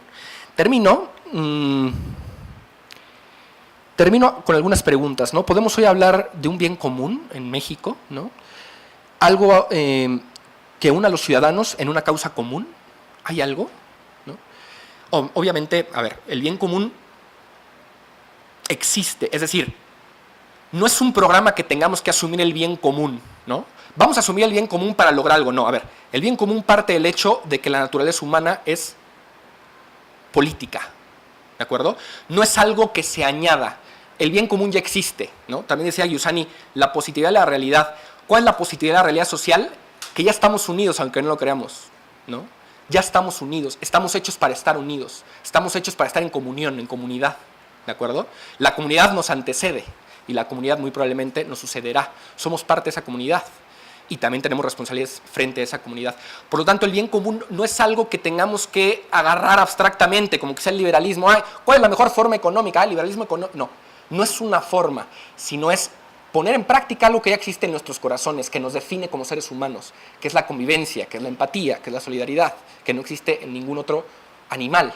Eso define esencialmente el ser humano. Soy por el otro, ¿no? En el tú está el yo. El niño aprende única y exclusivamente a hablar cuando la madre le habla. Y normalmente el niño habla en tercera persona cuando empieza a hablar. Pide las cosas como si fuera en tercera persona. Entonces es muy interesante este fenómeno porque el bien común es algo que ya está presente. Sí se tiene que realizar, sí implica un esfuerzo, implica las virtudes, implica muchas veces sacrificios fuertes, ¿no? Implica muchas veces frustraciones frente a gente que no ha entendido el tema del bien común, pero ya es algo que existe. Partamos de esa positividad, partamos de esa esperanza de que así somos los seres humanos, así nos han creado, ¿no? Así ha querido Dios que nos amemos, que es también una fortuna enorme, ¿no? Que el principio de identidad fundamental del ser humano sea el amor, es una cosa que se ha de apreciar. Y que el amor hoy en día no esté en la esfera política, también es una cosa de extrañar, porque si es lo que fundamenta más radicalmente nuestra esperanza, nuestra alegría, tanto terrenal como eterna, ¿por qué no permea en la vida pública, ¿no? ¿Por qué el liberalismo no tiene algo de amor? ¿No? ¿Por qué el neoliberalismo económico tampoco tiene este tema del don y la gratuidad del amor, ¿no? Son algunas preguntas al aire. Termino con esto y la responsabilidad particular de los creyentes. Al menos nosotros ya sabemos claramente esto, ¿no? Cristo le enseña al hombre lo que es el hombre y Cristo es claro en su visión de la comunidad como comunión, como cuerpo. Somos parte del cuerpo de Cristo. Cristo asume la carne humana para hacer a todos los seres humanos comunes a su divinidad y a su humanidad, que es una cosa sumamente interesante. Y a partir de ahí esa comunidad puede voltear a ver a Dios, ¿no? Que también es el tema. Por lo tanto, la religión, y particularmente la religión católica, tiene una enorme responsabilidad social, ¿no? Tiene una enorme responsabilidad de estar en los foros, de repensar el ser humano, de cuestionar la antropología que se encuentra detrás de nuestras legislaciones, de la antropología que se encuentra detrás de nuestra política. Tenemos elementos revelados, elementos intelectuales, teológicos, morales, ¿no? Tenemos un arte y una tradición enorme. Yo mencioné ahora 5 o 6 personas que han crucialmente definido qué es Occidente, y no mencioné a San Agustín, por ejemplo, ¿no? O a San Benito de Nurcia, que es el otro gran, que cambió radicalmente el rostro de Europa.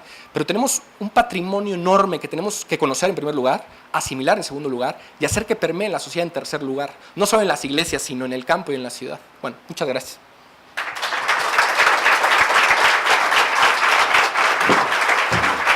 Bueno, agradecemos a Alonso esta espléndida exposición e introducción a la obra del buen gobierno. Y yo creo que para aprovechar un poco el tiempo que tenemos, si tienen preguntas, vamos a hacer algunas preguntas en bloque, así podemos más rápido capturar el mayor número de intervenciones. Okay. Aquí hay una y ahí atrás hay otra. Rápido, si podemos, así tomamos las más posibles. Hola, yo quería preguntar sobre qué elementos ves en la cultura mexicana que sean elementos de bien común, que nos permitan partir de ellos para acercarnos un poco más al buen gobierno que planteas en la exposición, porque me parece que la exposición sobre el bien común, al menos yo la percibo como algo un poco o mucho lejano, pero me gustaría que estuviéramos como en camino y qué elementos ya existen que podamos partir de ellos, sería mi pregunta. Ok, aquí adelante había otra, tomamos siquiera 3.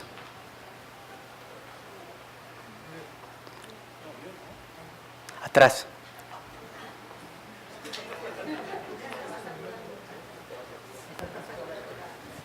Bueno, mi pregunta no es una pregunta, más bien es como un comentario, y si me puede aclarar una idea que tengo. soy estudiante de nutrición y actualmente llevo una materia que se llama apreciación artística. Y algo que noto continuamente es que muchos de mis compañeros dicen, ay, ¿por qué llevamos a arte si estamos estudiando nutrición? ¿De qué nos sirve? Entonces, realmente con todo lo que usted acaba de explicar, me queda muy claro qué función tiene el arte dentro de la vida cotidiana de las personas y sobre todo hablar de los valores que inspiran a las personas y del arte en general, de qué nos sirve. No solamente a mí como nutriólogo, sino a un arquitecto, ya bueno, vemos un político, sino cualquier otra disciplina o trabajo que se lleve a cabo en una ciudad, de qué nos sirve el arte en general. Gracias. ¿Quién más? Atrás.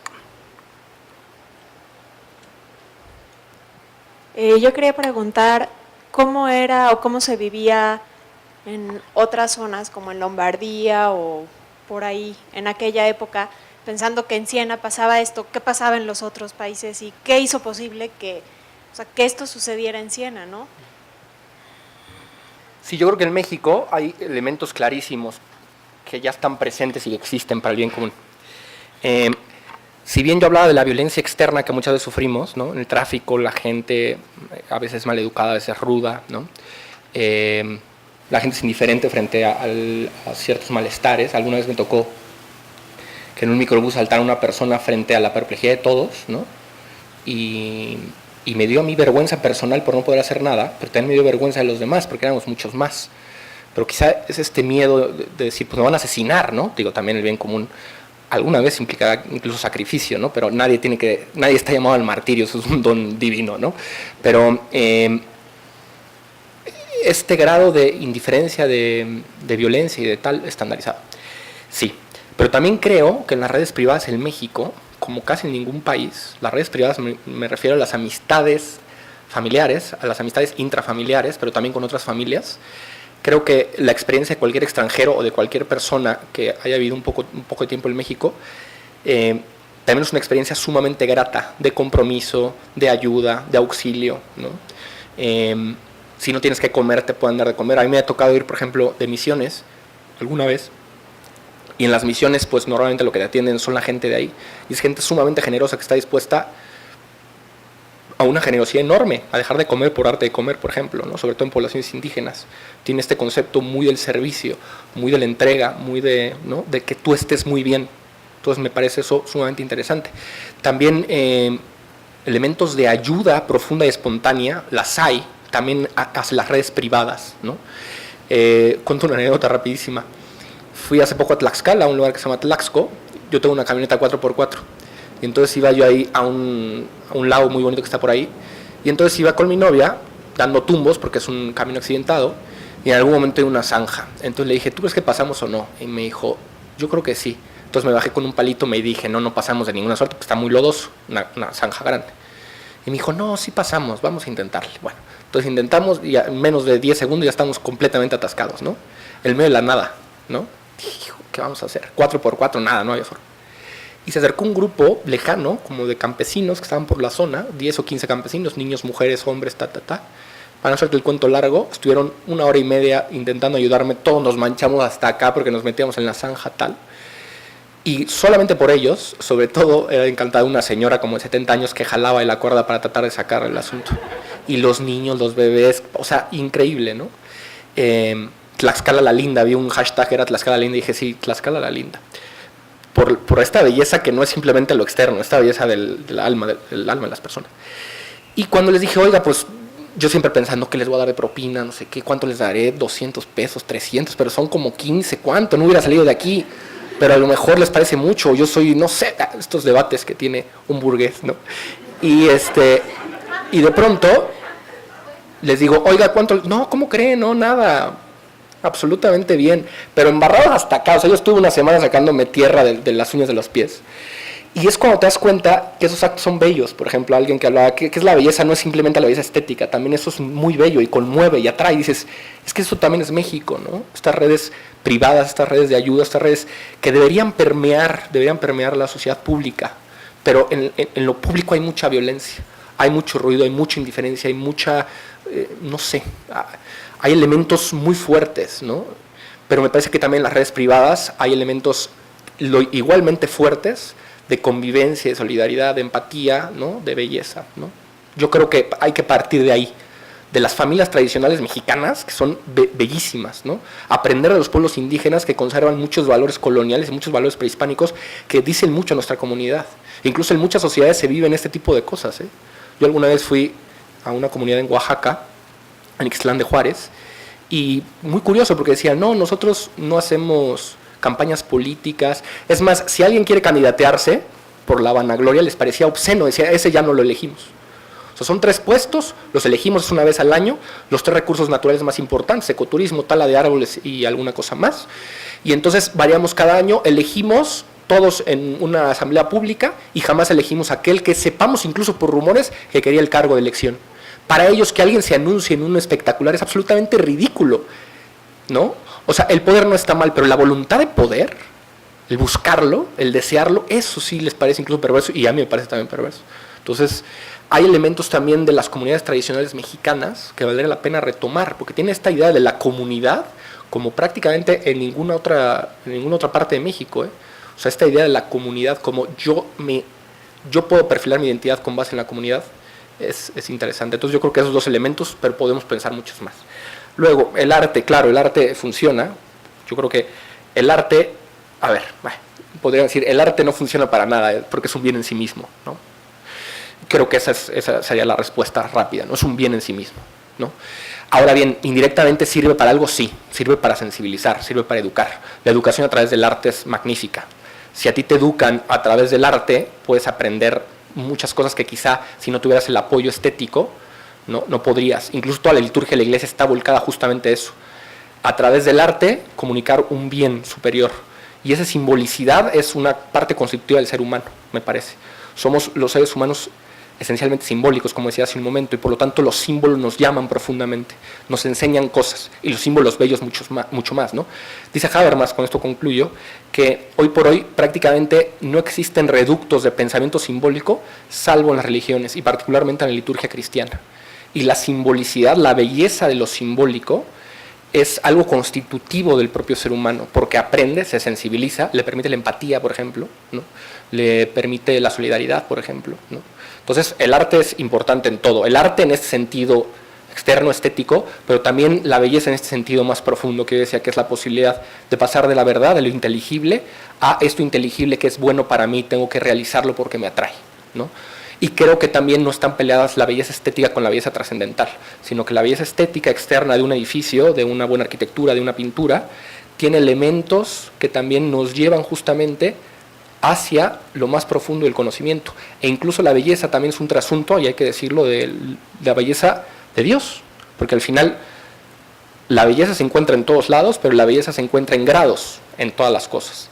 Y esos grados van subiendo hasta la plenitud de la belleza, que es Dios. Entonces, también detrás de la belleza de un paisaje, la belleza de la contemplación de una pintura, la belleza de la experiencia estética de una catedral, la experiencia estética de la Sagrada Familia, por ejemplo, la belleza estética y la experiencia estética que se puede tener de un cuadro de Lorenzetti o de un cuadro de Caravaggio o de un cuadro de quien ustedes quieran, de Sandro Botticelli, etcétera, me parece que también revela un elemento religioso profundo, de paz, de armonía y de deseo.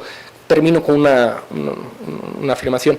Dice Ratzinger que la belleza es como una flecha, retomando un pensador renacentista que se llama Nicolás Cavasilas, que una vez que toca el corazón, lo deja tan inquieto que el hombre continuamente se pregunta por la inquietud que le genera la belleza.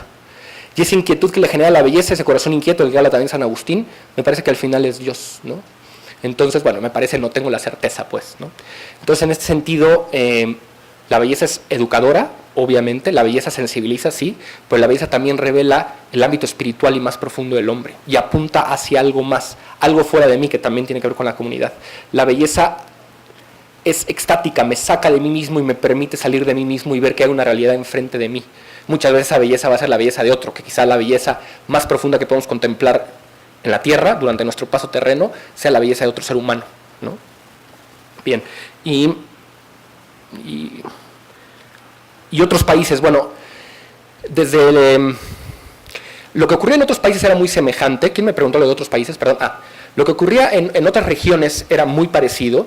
Sin embargo, lo que ocurrió a partir del siglo XIV fue que empezó a haber mucha desestabilidad económica, mucha desestabilidad de seguridad y de guerras, y comenzaron desde el siglo XIV a haber muchos señores, mucha gente como Lorenzo de Medici, como los Visconti en Milán.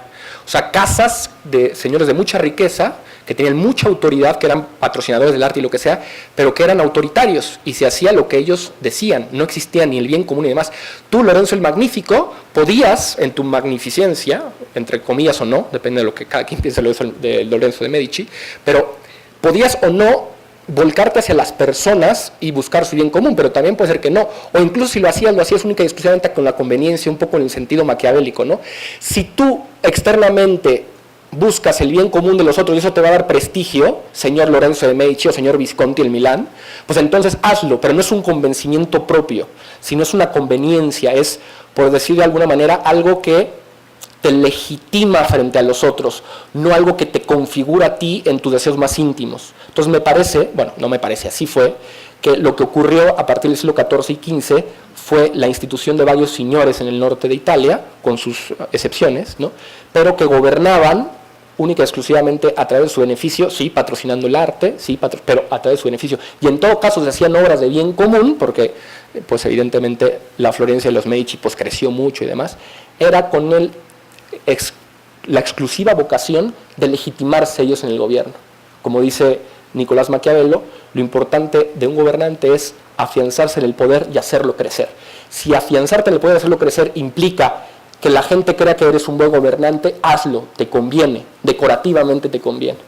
Pero se empieza a perder esta realidad, justamente, luego Florencia conquista finalmente Siena, unos años posteriormente, y empieza la época de los señores, que es más o menos lo que antecede pues, a la razón de Estado del siglo XV y XVI, y después al Estado moderno en el siglo XVI y XVII, ¿no? En las obras de Hobbes y Wolff y compañía, ¿no? Pero es un poco esa idea. Bueno, gracias. Podríamos quedarnos aquí probablemente por horas discutiendo. Yo le he pedido a Rosana, que como la presenté en la mañana, es encargada de APSI, Asociación de Voluntarios para el Servicio Internacional en México. Y a propósito de la pregunta, ¿no? Nosotros también pensamos que puede decir una cosa como esta de un tiempo del 1300 a una cultura como la nuestra, ¿no? Puede alguien pensar, bueno, eso es Italia, eso es la Edad Media, eso es un contexto totalmente distinto del nuestro. En el 5 de marzo se inauguró en la ciudad de Oaxaca una exposición que trata sobre estos frescos. A la salida pueden encontrar algunos volantes para mayor información. Y esta muestra organizada por APSI, organizada también por la Embajada Italiana en México, muestra de manera didáctica esto que hemos visto hoy en la tarde. Y yo quisiera preguntar a Rosana, ¿qué ha aportado esta experiencia en un contexto tan mexicano, tan identificable, tan socialmente específico como puede ser el oaxaqueño? ¿Quieres que se siga hablando de Oaxaca, de tu tierra? Se nota que el organizador de Encuentro de F es oaxaqueño.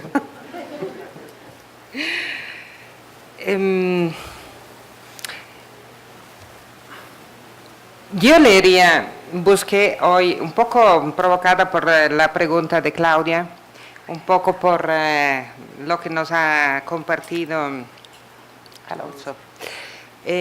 Una cita que creo que es una de la visita del Papa que más me fascina por el momento, donde dice, hablando a los obispos, decía, sean capaces de recordar, sean capaces de contribuir, después dice, de recordar la medida alta que México puede alcanzar si aprende a pertenecerse a sí mismo antes que a otros, de ayudar a encontrar soluciones compartidas y sostenibles para sus miserias, de motivar a la entera nación a no contentarse con menos de cuanto se espera del modo mexicano de habitar en el mundo. Me parece esta una provocación que tiene que ver con la exposición que se hizo. Diría dos cosas interesantes. Una, traer esta exposición a Oaxaca ha dado la posibilidad de concretar lo que Lorenzetti quiso pintar en 1300. Es decir, la realidad no cambia por arte de magia, ¿no? También Alonso hizo algunas aperturas sobre la situación actual y sobre las problemáticas actuales, ¿no? Entonces, una cosa sencilla como esta, porque es una exposición en una ciudad, 3 meses, etcétera, ¿no? Pero dio concretamente la posibilidad de juntarse a un cierto número de instituciones, personas, empresas, cámaras empresariales, etcétera, ¿no? Es decir, realidad es que en el mejor de los casos, cada una hacía su trabajo muy bien por su cuenta, se han juntado por un objetivo común, para retomar lo que decía Nicola hoy en la mañana, ¿no? Que ha vislumbrado como una contribución en este momento de campaña electoral en uno de los estados más problemáticos por muchos aspectos del país, sobre todo en un momento de campaña electoral. Entonces, de juntarse alrededor de un objetivo, el de hacer esta exposición, de hacerla posible en Oaxaca, que se ha visto que podía dar una contribución concreta al bien común. Entonces, en un momento de campaña electoral, donde sabemos, decir, se vuelven a sacar las amarguras, los ya sabidos, los prejuicios, las violencias, el triunfo de los intereses particulares, etcétera, ¿no? Poner en la vida social de la ciudad, poner a tema, por supuesto, la política de una manera bella, atractiva, mostrando, porque la belleza atrae, ¿no? Entonces, mostrando algo que puede ser atractivo sin hacer tantas homilías, ¿no? Como decir, sin hacer demasiado pesado el asunto, ¿no? Además, porque en Oaxaca es concebido, Oaxaca es una de las ciudades con una gran sensibilidad artística y cultural en el país. Es decir, no hay tantas como Oaxaca, y riqueza cultural. Entonces, particularmente sensible a este aspecto. Uno. Segundo punto, y no soy oaxaqueña, de nacimiento. Digo, no piensen que estoy hablando bien porque he nacido ahí, no, por si tenía la duda. Segunda cosa, da la posibilidad en este contexto de educar a la gratuidad, y es decir, de poner exactamente como hacen aquí los universitarios o los jóvenes que han guiado y han explicado las 2 exposiciones que están afuera, esto a lo largo de 3 meses, es decir, de aunar un grupito de personas, 20 y 25, algunos, la mitad son estudiantes de distintas universidades de Oaxaca, que dan su tiempo, bueno, uno, que han estudiado los contenidos que hoy nos ha compartido Alonso, cosa que, ¿no? Y 2, que dan su tiempo para explicarlos a otras personas, y que haciendo esto se abren al encuentro, entonces al diálogo con otras personas, que es lo que veíamos ayer cuando, bueno, está nuestro amigo en la introducción, en la mesa, ¿no? Introductoria, donde se explicaba el tema, ¿no? Que precisamente permite, es decir, donde se hablaba del yo, del tú y del nosotros, que permite a estas 20 y 25 personas abrirse al diálogo, salir del individualismo que nos caracteriza a todos, y no solamente en un momento de generosidad, porque todos los tenemos, sino que esto empiece a ser educación, se vuelva algo sistemático, continuativo, un turno cada semana, y cuando tengo ganas y cuando menos, etcétera, etcétera. Entonces yo diría que estos son los 2 puntos. Ya. Gracias. Bueno, pues les pido un aplauso para nuestros ponentes. Un regalo de parte del Encuentro de F. Como sabemos que le gusta leer, probablemente un libro. Pedimos una disculpa a los invitados para el próximo panel. Sugiero que hagamos una pausa de 5 minutos e inmediatamente después retomamos el panel que ha sucedido durante la visita del Papa Francisco a nuestro país y qué desafío nos deja.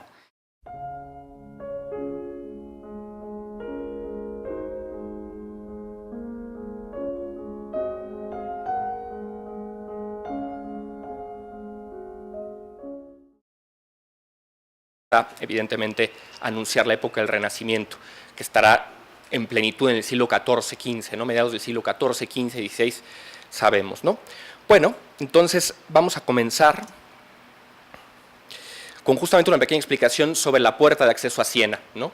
Siena es una ciudad del noroeste de Italia, extremadamente bella, ¿no? De la Toscana, una zona extraordinariamente rica en todo, en cultura, en tradiciones, en comida, ¿no? En paisajes bellos. Me metí a ver algunas fotos, yo no conozco Siena, sin embargo me metí a ver unas fotos y se me antojó mucho ir, ¿no? Y ahora que tuve que para este tema de los frescos, pues se me antoja mucho más, ¿no? Porque ya tengo además pretexto para ir. Esta puerta, que es la que da acceso, es pues un símbolo de lo que uno encontraría en esta ciudad medieval. Recordemos que es siglo XIII, 1250, 1260, ¿no? Que es la batalla de Montaperti, que vamos a hablar de ella como un punto crucial para entender la historia posterior de Siena. Porque después de esta batalla contra Florencia, en la que ganan los sieneses, pues tienen 90 años de una plenitud muy particular, una plenitud que tiene que ver con un buen gobierno, y un buen gobierno que tiene que ver con el bien común. Vamos a hablar más adelante sobre la actual concepción de buen gobierno, como aquellos que gobiernan tienen que ser buenos. Sin embargo, vamos a poner como contraposición este buen gobierno entendido como bien común, como el funcionamiento total de una sociedad, como una dinámica que parte de la libertad de los hombres y de su deseo más profundo, que es el de paz, el de seguridad, el de concordia, el de justicia, que son ideales que han existido antes de los griegos incluso, que los griegos clásicos evidentemente formularon quizá de la manera más plena Aristóteles, y que después los medievales continuaron, y hasta el día de hoy son temas vigentes, porque hablan del ser humano y de su deseo más profundo.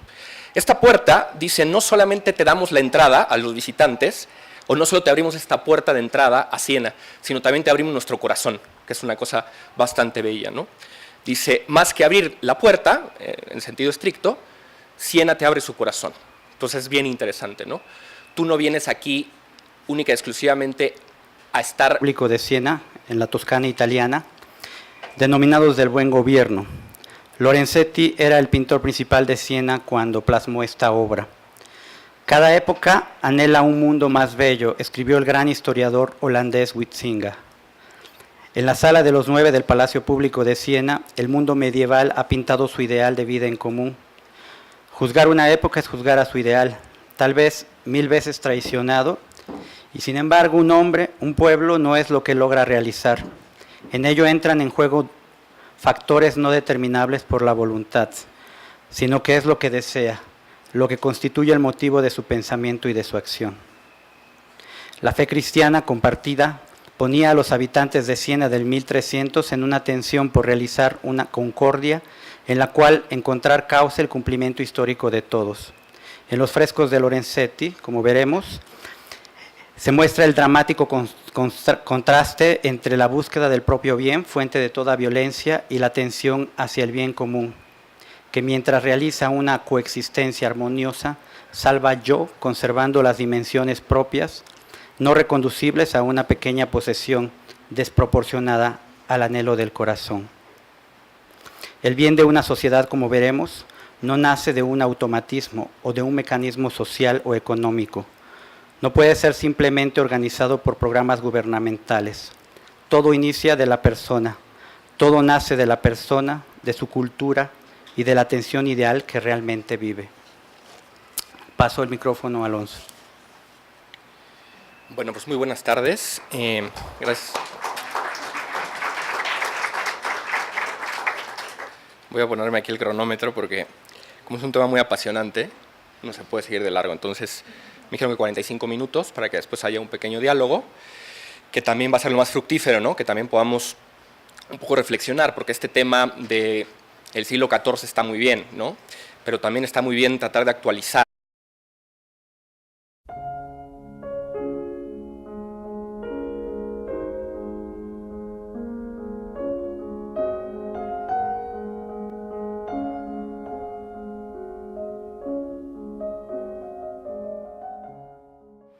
Bienvenidos de nueva cuenta a Encuentro DF. Es una propuesta cultural que desea expresar la apertura a la realidad, la simpatía por todo lo humano y la mirada nueva que nacen de la fe cristiana. Y al mismo tiempo es una invitación abierta de diálogo y amistad a todo aquel que desee compartir esta pasión por la razón y por la realidad. vamos a empezar este encuentro que hemos titulado En busca del bien común, para el cual hemos invitado a nuestro amigo Alonso Rodríguez. Él estudió en la Facultad de Derecho de la Universidad Panamericana, es especialista en Derechos Humanos por la Universidad de Castilla-La Mancha y la Comisión Nacional de Derechos Humanos de México. Tiene una maestría en Derecho Constitucional por la Universidad de Castilla-La Mancha, con summa cum laude, y es doctorando en Derecho Constitucional por la Universidad de Castilla-La Mancha. Actualmente es secretario de Estudio y cuenta en la Sala Regional Especializada del Poder Judicial de la Federación y ha trabajado también como investigador del Centro Nacional de Derechos Humanos en el periodo 2010 a 2015. Ha trabajado también como profesor adjunto de la materia Historia de Derecho en México en la Facultad de Derecho de la Universidad Nacional Autónoma de 2014 a la fecha. Ha escrito varios ensayos y 2 libros, Origen y Fundamentación y Positivización de los Derechos Humanos en el 2012 y algunos conceptos claves para el nacimiento de los derechos humanos, Fernando Vázquez de Menchaca en 2012. Entonces, les pido un aplauso para...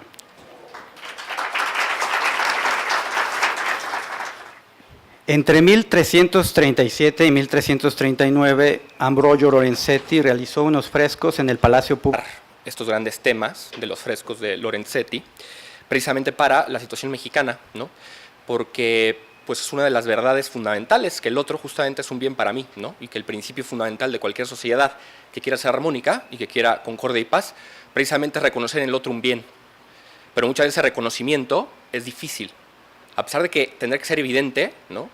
Pues ciertas antropologías, ciertas ideas que se han gestado y que en gran medida hoy priman en las sociedades liberales, pues muchas veces nos ponen la cortapisa para aceptar al otro como un bien, ¿no? Su humanidad, su existencia, su posibilidad, su universo interno, ¿no? Eso, simple y llanamente, aunque sea potencialmente, aunque él quizá en su vida personal no sea una buena persona, sea una persona viciosa, el simple hecho de la potencialidad de su humanidad y de su libertad tendrá que ser visto como un bien, ¿no? Entonces es bastante interesante justamente el moto de este encuentro, tú eres para mí un bien, y qué significa esto en el terreno político, justamente es el tema del bien común, ¿no? Entonces vamos a analizar brevemente, porque son 45 minutos, algunas de las ideas principales que se encuentran en estos frescos de Lorenzetti. Me apoyo, y aquí lo pongo, en una exposición maravillosa de una historiadora del arte que se llama Mariela Carlotti, que es ella la que en gran medida hace este análisis estético-político, y digo estético-político porque el propio fresco tiene este contenido político, no es que esta señora se lo invente, sino que más bien las frases que en ella se contienen, los propios versos que quiso Lorenzetti que se escribieran en los frescos, pues tienen un contenido político para explicar justamente estos frescos parlantes, se llaman, ¿no? Porque tienen elementos no solo pictóricos, sino también elementos escritos que explican en gran medida qué era ese bien común, qué era esa concordia, qué era esa paz para la Edad Media, o el final de la Edad Media, ¿no? Ya se habla en cierta medida del Trecento y del Quattrocento como el inicio incluso del Renacimiento. Sin embargo, todavía hay ciertos elementos comunales, ciertos elementos republicanos, bastante medievales, si bien ya se empieza con un trato externo y epidérmico con las personas. Vienes auténticamente a interrelacionarte, incluso a enamorarte de Siena, ¿no? Y de sus habitantes, porque Siena no es algo abstracto. En esta época Siena incluso es una representación simbólica de sus propios habitantes, y la belleza de Siena es, y esto es importantísimo notarlo, es un signo de la belleza interna de sus habitantes, porque hoy pensamos muchas veces en una belleza meramente externa, quizá frívola, quizá atractiva incluso en su carácter maléfico, ¿no? Como puede ser muchas cosas de consumo. Sin embargo, la belleza de Siena es un trasunto de la belleza de sus habitantes, de la justicia de sus jueces, del bien común que buscan sus gobernantes, ¿no? Del esfuerzo comunitario de todos hacer algo de la vocación a la que están llamados como ciudadanos, ¿no? De la República. Bien. Entonces es interesante porque hoy en día ya no encontramos ciudades que abran a uno el corazón, ¿no? Abren a uno las ventas, abren a uno el turismo, abren a uno el consumo, pero el corazón, ¿no? La entraña de sus habitantes, ¿no? La belleza que es trasunto de sus ciudadanos, eso ya es más complicado, ¿no? Un mapita de dónde está Siena, ¿no? En esta zona, la Toscana, un poco abajo de Lombardía, que también en esta época fue una una región sumamente importante, ¿no? De hecho hubo una gran liga lombarda que batalló durante varios, bueno, no varios siglos, pero casi un siglo entero, justamente para poder independizarse. Vale la pena aquí notar un asunto histórico. Desde el siglo XI se comienza a dar en el norte de Italia una serie de elementos republicanos muy particulares que asumen las ciudades del norte de Italia y que precisamente empiezan a constituir, podemos decir, pequeñas ciudades-estado, muy a la imagen de las repúblicas o de la República Romana. Recordemos que la República Romana corre más o menos del siglo VI a.C. al I a.C. Y el gobierno republicano esencialmente es un gobierno de la gente, donde los gobernantes se eligen, pero única y exclusivamente para el servicio del pueblo. E incluso sus cargos duran poco, en el caso de Roma, en algún periodo 6 meses, en otro periodo 1 año, ¿no? Precisamente porque es un cargo público de servicio.